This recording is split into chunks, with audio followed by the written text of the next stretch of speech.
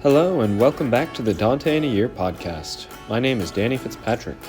Let's continue with Dante's Paradiso, Canto 25.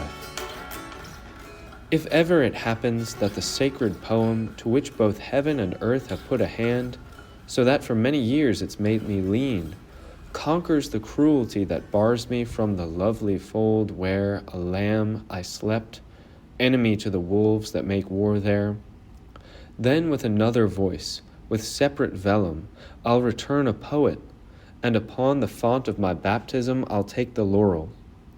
For there I entered into the faith that makes account to God for souls, and thus for it Peter bound my brow.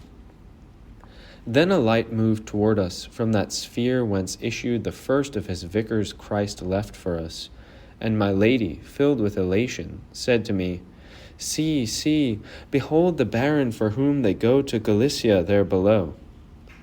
Just as when the dove sets itself beside its companion, the one and the other express their affection, circling and murmuring, so I saw the one great glorious prince welcomed by the other, praising the food on which they feast above. But once their rejoicing was resolved, each fixed himself, silent, coram me, so ignited that they overwhelmed my eyes. Smiling then, Beatrice said, Incomparable life who described the largesse of our basilica, make hope resound in this exalted place. You know, who were so much the figure, how Jesus held the three most dear. Lift your head and make yourself secure, for that which comes above from the mortal world must mature within our rays. This comfort came to me of the second flame. Thus I lifted my eyes to the mountains which earlier had cinched them in their overpowering pound. In that our Emperor in his grace wills that you come face to face before your death with his courts in his most secret room, such that having seen the truth of this court, the hope that well enamors below may be thus comforted in you and others. Say what it is, say how it flourishes in your mind, and say whence it came to you. So the second light then followed.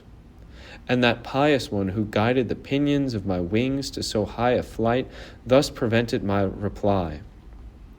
The church militant has not a single son with more hope, as is written in the sun that arrays all our host. Thus it's conceded him that he come from Egypt to Jerusalem, to see it before his war has been prescribed. The other 2 points, those you've asked about, though not to know, but for him to report how much this virtue pleases you, I leave to him. For they will not be hard, nor admit his own advancement. And let him here respond, and the grace of God here bear him along. As the student who seconds the teacher, prompt and free in that in which he's expert, since he's revealing his bounty, I said, Hope is one's certainty of attaining future glory, that which divine grace and precedent merit produce. This light comes to me of many stars, but the one who first distilled it within my heart was that supreme singer of the supreme Lord. Let them hope in you, he says in his Theodicy, those who know your name, and who knows it not, of those who have my faith.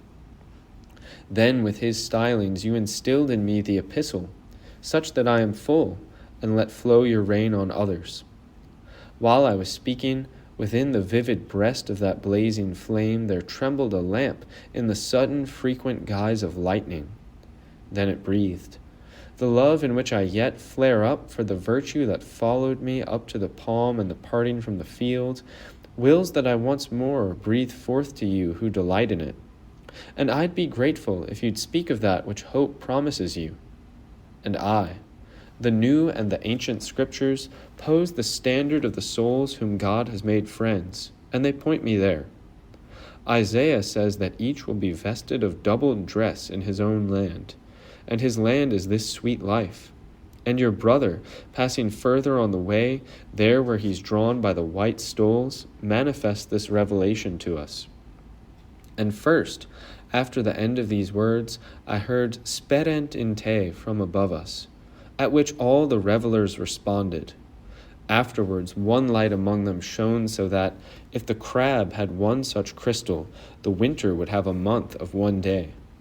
And as a happy virgin rises and enters the dance only to honor the bride, not for any fault, so I saw the sheerer splendor advance to the two who were wheeling to the note that accorded with their ardent love. He set himself there in the song and in the round, and my lady held her gaze upon them, just as a spouse, silent and motionless. This is the one who lay upon the breast of our pelican. This is he who was elected to his great office from the cross. Thus my lady. Nor then did her vision move more from its fixed attention after these first words of hers. As is he who sets his eyes and peers to see the sun a bit eclipsed, who, in seeing, becomes unseen. So was I made at that ultimate flame, till was said, "Why do you blind yourself to see what has no place here?